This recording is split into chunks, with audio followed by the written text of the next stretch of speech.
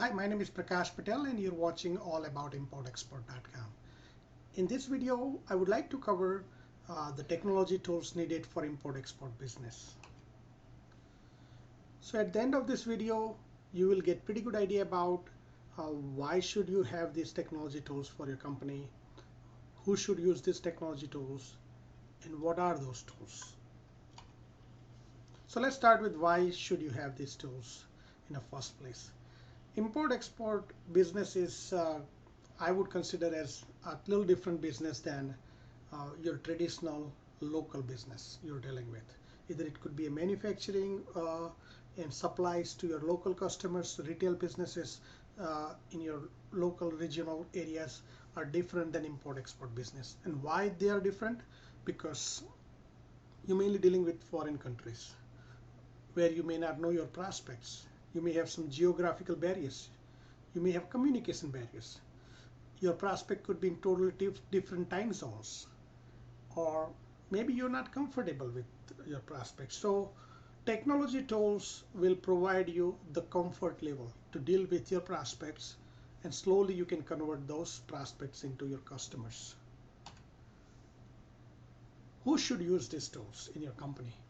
That's another questions I always face.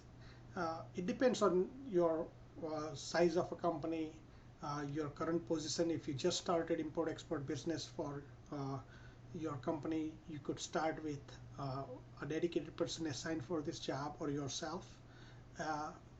You could then later on have a group of people who is dealing with import-export business, and maybe if you grow faster, you can have a dedicated department for import and export for these jobs. What are those tools? Basically, I can divide those tools into hardware tools and software tools. Hardware tools. These are the tools you need to get maximum out of this internet technology. And some of them you may already have it, so that's very good. If you don't have some, maybe you can manage it in getting cheaper and cheaper hardware tools. So fast computer, that's very important.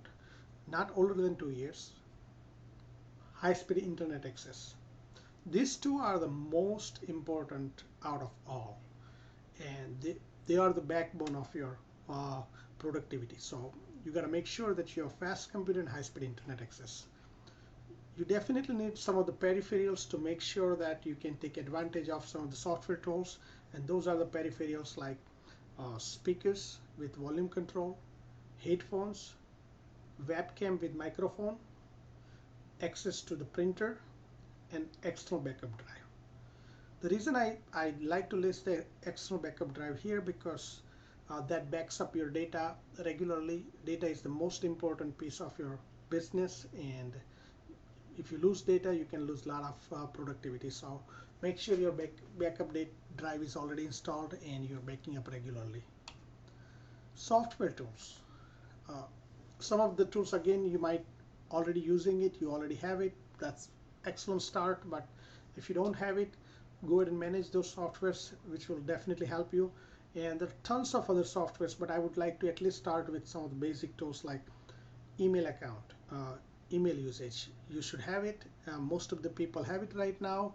If you don't have it, it's free. You can start an email account. I will cover more details about how to set up and how to use those email accounts in later sections. Microsoft Office or Open Office or Group Office. That's very important piece. Microsoft Office nowadays is getting very de facto standard for most of the productivity, like sales letters or a fax cover sheet, or you want to have a small Excel sheet to calculate some of your product data. These are the tools usually your prospects also using it, so you gotta have it. This is unfortunately is a premium software. It's gonna cost you, but if you're not ready to pay for this software, you can always use OpenOffice, which is absolutely free and open source software. It is compatible with Microsoft, so you can take advantage of OpenOffice too. Microsoft Outlook or any other organizer.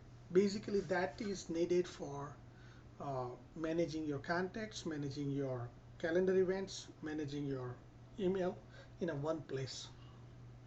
That's a lot of companies using it, and I think it's a good tool. Company website. If you already have it, perfect. If you don't have it, I'll explain you why you need those in the details in a separate video. But that's very important. This is an extension of your business card when you deal with prospects.